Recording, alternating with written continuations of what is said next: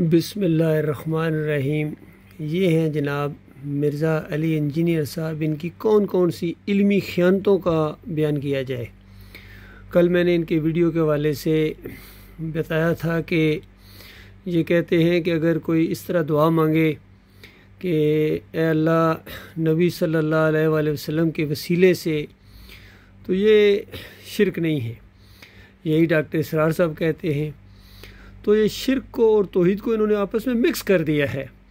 اب ذرا ان کی یہ علمی خیانت سنیں۔ یہاں یہ غیر اللہ کی نظر و نیاز کے بارے میں بھی ان کا، چاہے حسین رضی اللہ تعالیٰ کے نام کے شربت ہوں یا عبد القادر کے نام کی 11ویں ہو، ذرا سنیے ان کا کیا موقف ہے۔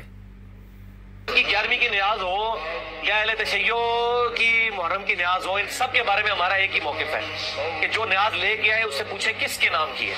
اگر وہ کہتا ہے کہ نام اللہ کے نیاز کی ہے، ہم ثواب امام حسین علیہ السلام کو پہنچانا چاہتے ہیں، تو یہ بھی کھانا حرام نہیں ہوگا، یہ میت کی طرف صدقہ ہی شمار ہوگا۔ اگر وہ کہتا ہے کہ ہم یہ حسین کے نام کی نیاز دے رہے ہیں اور ہم یہ چاہتے ہیں کہ حسین علیہ السلام خوش ہو جائیں اور ہمارے مشکل کچھ آئیں، پھر تو 1 کروڑ دفعہ بھی اللہ کا نام لیں تو یہ رسک جو ہے نا وہ امام حسین ہی سب سے پہلے اٹھا کے پرے پھینکیں گے۔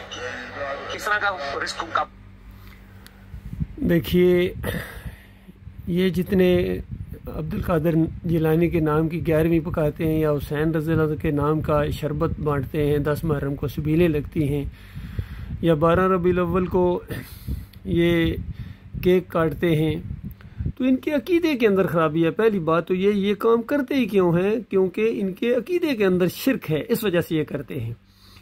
اب عام پبلک تو بغیر پوچھے سمجھے سمجھائے کھائے جا رہی ہے، اور جو تھوڑا بہت پوچھ رہا ہے ان کو یہ کہتے ہیں نہیں بھائی یہ اللہ کے نام کا ہے، بس جی ہم تو ثواب پہنچاتے ہیں جی۔ تو بتاؤ، کہتا ہے اس طرح اگر کوئی کہہ دے وہ تو ایسے ہی کہیں گے، تو کہتے ہیں اس طرح اگر کھانا ہے تو یہ بالکل جائز ہے، یہ شرک نہیں ہے۔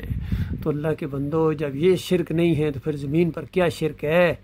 10 محرم کو دیکھو کس طرح سبیلیں لگائی جا رہی ہوتی ہیں اور لوگوں کو شربت پلائے جا رہے ہوتے ہیں۔ ہر مہینے کی 11 تاریخ کو عبد القادر جیلانی کے نام کی 11ویں دی جا رہی ہوتی ہے، چاہے ان کو دستگیر سمجھ کے دو، چاہے ان کو اصالِ ثواب کے لیے دو، ایک ہی بات ہے کہ ان کے دماغوں میں شرک ہے۔ تو اس مشرک قوم کو علی انجینئر نے اور ڈاکٹر اسرار نے خاص کر ایسے انجیکشن دیے ہیں کہ بس حق اور باطل کو ملانے کا انہوں نے حق ادا کر دیا ہے۔ ان کی توحید کے اندر بھی شیطان نے شرک رکھ دیا ہے۔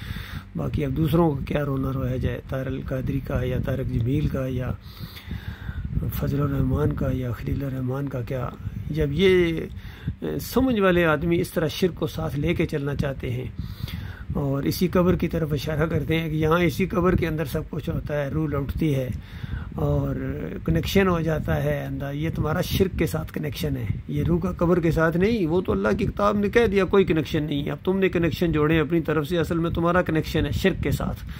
ان قبروں کو اسی طرح پجواتے رہنا دیکھنا چاہتے ہو۔ اللہ تعالیٰ ان کے شرک سے اور علم غیر نافع سے اپنی پناہ میں رکھے۔ ان کو علم ہے لیکن نفع دینے والا علم ان کے پاس نہیں ہے، اس علم نے ان کو نقصان ہی پہنچایا ہے۔